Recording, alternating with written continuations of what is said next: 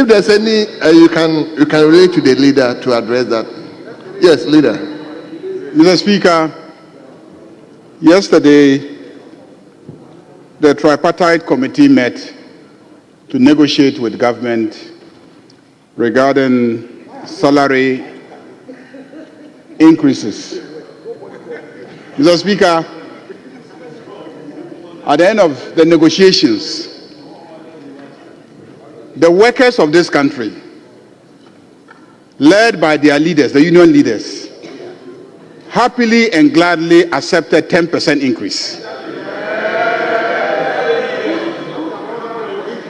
Mr. Speaker, accepting 10% increment as against 25% or 12% or 13% is a vote of confidence in the leader.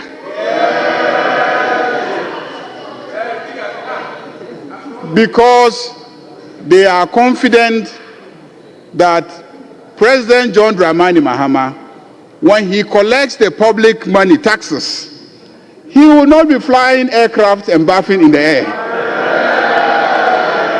That he will not be engaging in profligate spending.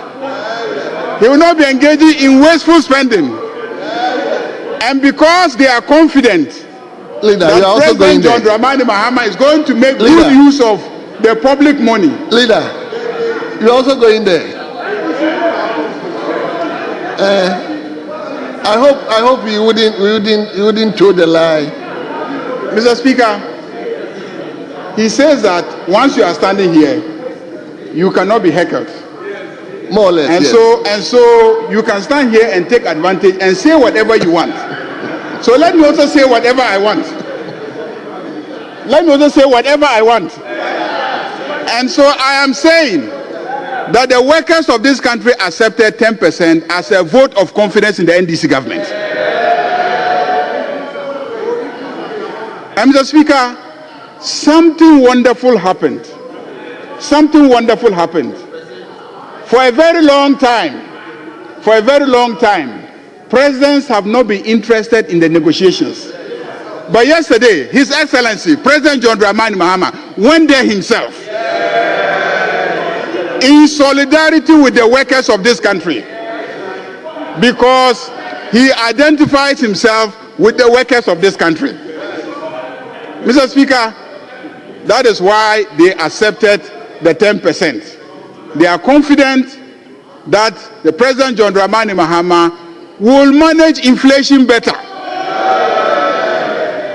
And so if they take 10%, at the end of the year, the value of the 10% will remain the same. Mr. Speaker,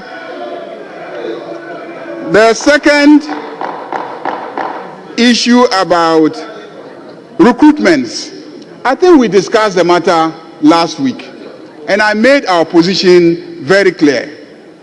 And I revealed that during the transition team meetings, we called on government at that time not to carry out those recruitments. And we were told in the face that they will carry out the recruitments. And we made it clear to them that if you carry out the recruitments, we will reverse the recruitments. We said it. It was made known. It was public. And the reason is simple. You had created a difficult financial situation. And so the point is that when you are leaving office, you should be the last person to try and encumber the incoming government with bills that they may not be able to afford. And so we cautioned and you refused. And went ahead and did the recruitments. That is why this government is reversing those recruitments. Because we told you, we warned you, we cautioned you, we tried to stop you, and you refused, and you insisted, and you recruited. And we have no regrets reversing those recruitments.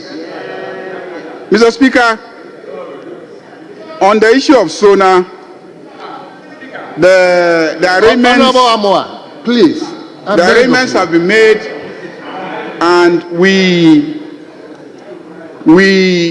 are sure that His Excellency the President will come here and deliver his address without any hindrance.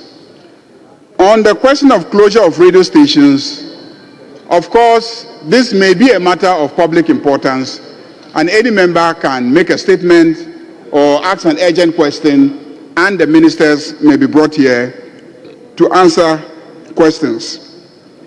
On the issue of curfews, curfews are routinely imposed by the Minister of the Interior. If any member has an urgent question about a curfew or a statement about a curfew, such as what was made yesterday, you can make those statements. And I'm told, I wasn't in the chamber yesterday, but I'm told that the Speaker indicated that the Ministers of Interior and Defense should be arranged to come and then brief the House on these curfews.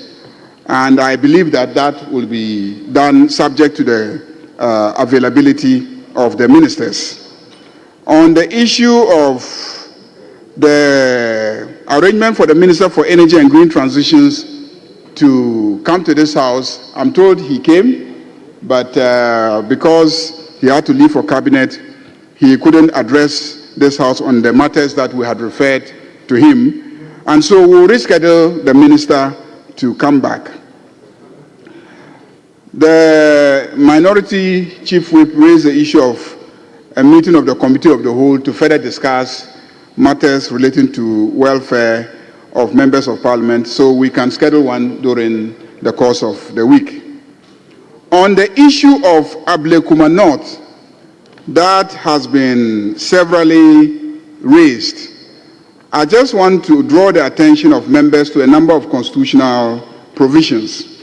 First is Article 43 of the Constitution. And please pay attention. I need your attention.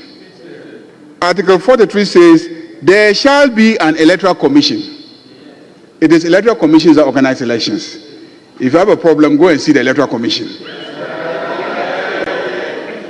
Mr. Speaker, Article 46 also says, except as provided in this Constitution or in any other law not inconsistent with this Constitution, in the performance of its functions, the Electoral Commission shall not be subject to the direction or control of any person or authority. Except as provided by law. In the performance of its duties, no authority shall control or direct the Electoral Commission. So I only offer to go and ascertain facts and come and report facts to you. But I cannot direct the Electoral Commission to declare a result. It is not the business of this House to direct the Electoral Commission to declare results of any constituency. Because under Article 46 of the Constitution, nobody should control or direct the affairs of the Electoral Commission, except by law. So if you go to court, you can get court orders, and then the Electoral Commission may conduct itself according to those court orders, but it's not for this House to be directing the Electoral Commission. So all the efforts that you are putting into intimidating the Electoral Commission, please cease and desist. Cease and desist. Don't attempt to intimidate the Electoral Commission from this chamber. Please. Now, let's go to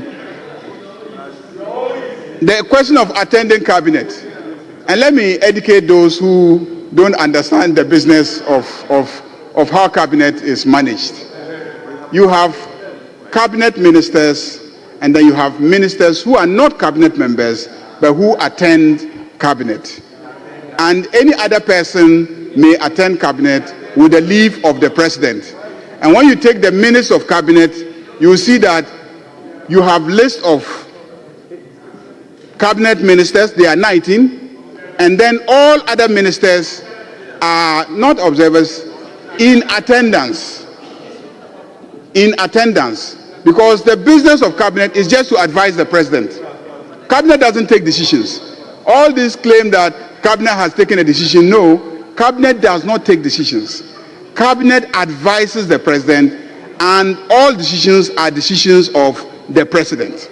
And so he can allow anybody into the meeting to assist him take any decision that he has to take. So that is the arrangement that we have, and I want to assure you that your own leader, I attend cabinet meetings. Nature's call. As for nature's call, I think the washroom is still where it is. So in spite of the security arrangements that will be made on that day, the washroom will not be relocated. It will remain where it is. And so you can always use the facility.